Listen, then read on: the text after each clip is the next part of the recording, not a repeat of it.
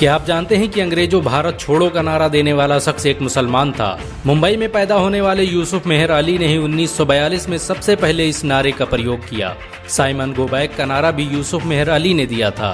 मुसलमानों ने भारत की आज़ादी में बड़ी ही क्रांतिकारी भूमिका निभाई। असहयोग आंदोलन की शुरुआत मुसलमानों ने ही की थी। 1920 में खिलाफत आंदोलन के दौरान मोहम्मद अली जौहर और मौलाना अबुल कलाम आजाद ने सबसे पहले अंग्रेजी प्रोडक्ट का बहिष्कार करने की रणनीति बनाई, जिसके बाद ये आंदोलन पूरे देश में फैल गया। असहयोग आंदोलन में मुसलमानों ने बढ़ चढ़ कर हिस्सा लिया। भारत के सबसे बड़े शुगर व्यापारी हाजी सबू सिद्दीक ने अपनी शुगर फैक्ट्री पूरी तरह से बंद कर दी। ये फैक्ट्री इतनी बड़ी थी कि इसके जरिए बनाई गई शुगर पूरे इंग्लैंड में इस्तेमाल की जाती थी। बहुत कम लोग जानते हैं कि बाटा कंपनी भी मुसलमानों की थी, जिसे असहयोग आंदोलन के दौरान एक अंग्रेज ने खरीद लिया था। आपको ये जानकर शायद हैरानी हो कि भगत सिंह का केस लड़ने वाला शख्स भी एक मुसलमान था। बैरिस्टर आसिफ अली ने भगत सिंह का केस तब लड़ा जब कोई भी भगत सिंह का साथ देने को तैयार नहीं था। इंकलाब जिंदाबाद का नारा देने वाले हसरत मोहानी भी एक मुसलमान थे। उन्होंने ही भारत की आजादी की रूपरेखा तैयार की थी। इतिहासकारों के मुताबिक 1857 में होने वाले विद्रोह में 50,000 उलमाओं को फांसी दी गई और लाखों मुसलमान सरेआम कत्ल कर दिए गए। 1857 में दिल्ली से लेकर कलकत्ता की रोड पर ऐसा कोई पेड़ नहीं था जिस पर मुस्लिम उलमाओं की लाशें न टंगी हो। मुसलमानों ने ही भारत की आजादी के लिए पहली जंग लड़ी। मैसूर के सुल्तान हैदर अली और उसके बेटी टीपू भारत की आजादी के लिए शहीद होने वाले पहले शासक थे। मशहूर क्रांतिकारी अशफाकुल्लाह खान सबसे कम उम्र में फांसी पाने वाले भारत के पहले व्यक्ति थे। बहुत कम लोग जानते हैं कि जय हिंद का नारा एक मुसलमान आबिद हसन सफानी ने दिया था। ये नारा आज भी भारतीय सेना और शासकीय प्रणाली में सम्मान स्वरूप इस्तेमाल किया जाता है। तिरंगे का निर्माण करने वाली सुरैया तैयब जी भी एक मुसलमान थी। उन्होंने ही भारत के राष्ट्रीय ध्वज को वर्तमान रूप दिया था। कानपुर में पैदा होने वाले अजीमुल्लाह खान ने ही मादरे वतन भारत की जय का नारा दिया था, जिसमें बाद में कुछ सांप्रदायिक लोगों ने माता शब्द को जोड़ दिया। आपको ये जानकर शायद हैरानी हो कि भारत का पहला राष्ट्रीय गीत अजीमुल्लाह खान ने ही लिखा था।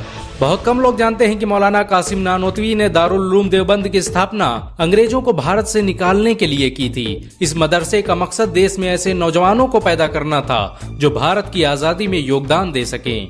रेशमी रुमाल आंदोलन की शुरुआत करने वाले मौलाना महमूदुल हसन और मौलाना उबैदुल्ला सिंधी दारुल उलूम देवबंद के ही छात्र थे। मौलाना उबैदुल्ला सिंधी ने सुभाष चंद्र बोस के साथ मिलकर भारत की पहली अस्थायी सरकार की स्थापना की थी और वह भारत के पहले गृह मंत्री भी थे। आपको ये जानकर शायद हैरानी हो कि मौलाना महमूदुल हसन ने ही 1920 में गांधी को महात्मा का लक़ब दिया था। उनका ये नाम इतना मशहूर हुआ कि पूरी दुनिया में गांधी महात्मा गांधी के नाम से जाने जाने लगे। महमूदुल हसन ने ही हकीम अजमल खान के साथ मिलकर 1920 में जामिया मिलिया इस्लामिया यूनिवर्सिटी की स्थापना की थी, ताकि भारतीय शिक्षा तंत्र को अंग्रेजों के चंगुल से आजाद करवाया जा सके। आपको ये जानकर शायद हैरानी हो कि काला पानी जैसी दर्दनाक सजाओं को पाने वाले 90% से अधिक लोग मुसलमान थे।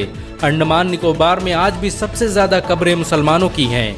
मुसलमानों के अलावा दूसरे लोगों ने काला पानी से बचने के लिए न सिर्फ माफीनामे लिखे बल्कि अंग्रेजों की मुखबिरी भी की।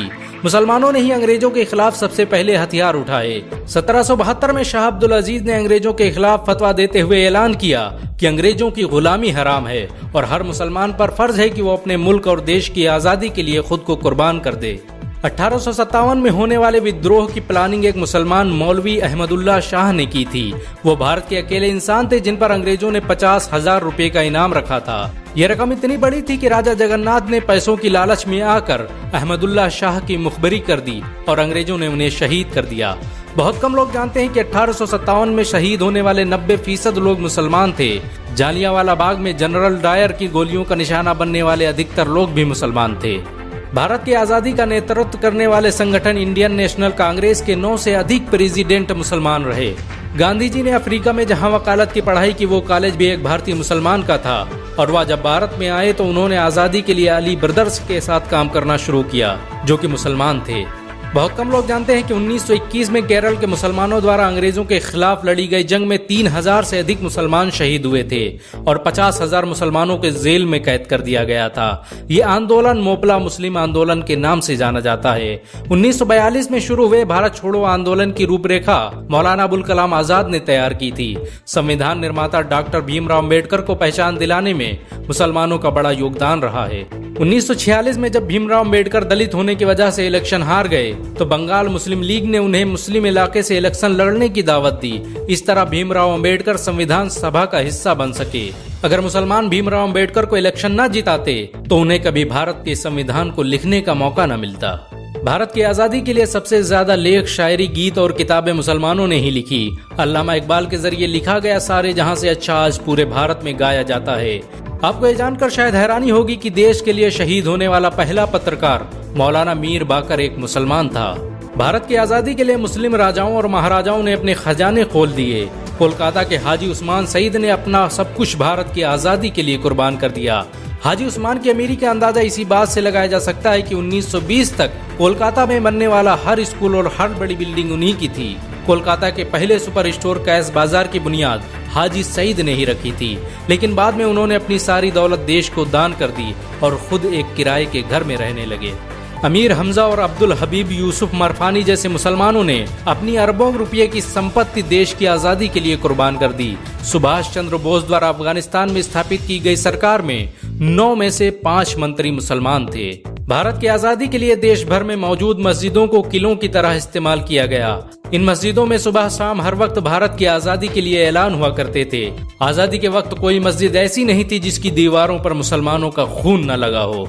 इन सब के अलावा ऐसे करोड़ों मुसलमान हैं जिन्होंने भारत की आजादी और उसकी अस्मिता के लिए अपना सब कुछ कुर्बान कर दिया।